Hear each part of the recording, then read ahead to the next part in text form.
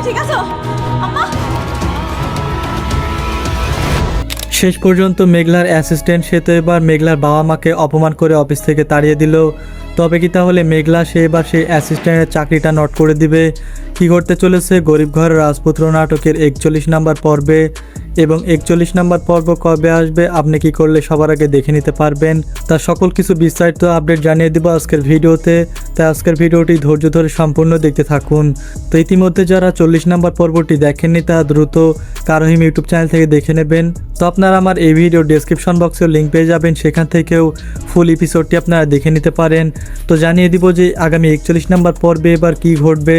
তো আগামী 41 নাম্বার পর্বে আপনারা দেখতে পারবেন মেঘলা সে কিন্তু এবার চলে আসবে সেই অফিসে, আর তার স্টাফ যখন ধাক্কা দিয়ে ফেলে দিতে যাবে যখন মেঘলার বাবা মাকে, তখন কিন্তু সে মেঝেতে পড়ে যাবে এবং সেই মুহূর্তেই কিন্তু মেঘলা চলে আসবে এবং তার বাবা মাকে বাঁচাবে এবং তাদেরকে দেখে অনেক অপমান করতে লাগবে এবার মেঘলার অ্যাসিস্ট্যান্টকে, এবং বলতে লাগবে যে তুমি কাদেরকে অপমান করছো, তুমি জানো এরা কি হয় আমার, আর এরাই হচ্ছে আমার আসল বাবা মা।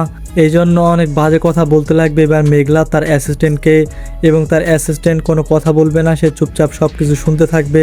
কেননা রাতুল সে কিন্তু প্ল্যান না হওয়া পর্যন্ত তাকে কিন্তু বলেছে যে যত কিছুই করা লাগুক অপমান সহ্য করতে হলে তাই করতে হবে তোমাকে, আর তবুও কিন্তু আমাদেরকে যেভাবে হোক মেঘলাকে রাস্তার ফকির বানিয়ে ছাড়তে হবে। আর ঠিক যেভাবে নিঃস্ব করে দিয়েছে অনেককে, ঠিক সেইভাবে কিন্তু মেঘলাকেও পথের ভিখারি বানানোর জন্য এবার উঠে পড়ে লেগেছে সবাই। তো রাতুল সে কিন্তু এবার অনেক প্ল্যান করে কিন্তু মাঠে নেমেছে এবার কিভাবে মেঘলাকে ভিখারি করা যায়। অন্যদিকে এবার বৃষ্টি সে কিন্তু গোপন একটা সত্য লুকিয়ে রেখেছে, কারণ আমরা দেখতে পেয়েছি যে মেঘলা এবং অনেকের সন্তান বেঁচে রয়েছে, আর তার সন্তানটাকে কিন্তু চুরি করে নিয়ে গিয়েছিল যেন অনেকের মধ্যে এবং মেঘলার মধ্যে নতুন করে ঝামেলা সৃষ্টি করতে পারে।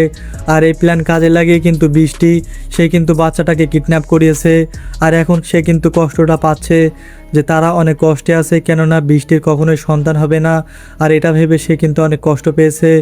মেঘলার সন্তান হয়েও সে কিন্তু এখনও মা ডাক শুনতে পেল না, আর এই জন্য সে কতটা কষ্টে রয়েছে।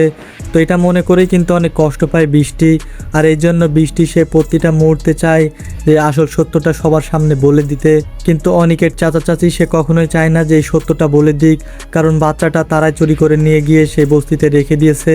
তো অনেক মজার কাহিনী ঘটতে চলেছে গরিব ঘরের রাজপুত্র নাটকের 41 নাম্বার পর্বে।